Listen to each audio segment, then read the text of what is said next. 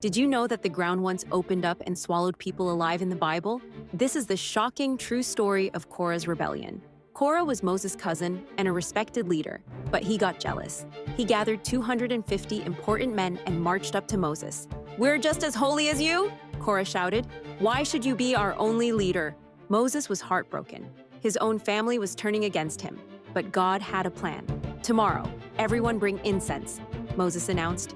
God will show us who he really chose to lead. The next morning, both groups stood ready. The tension was thick. Then suddenly, the earth began to crack beneath Korah's feet.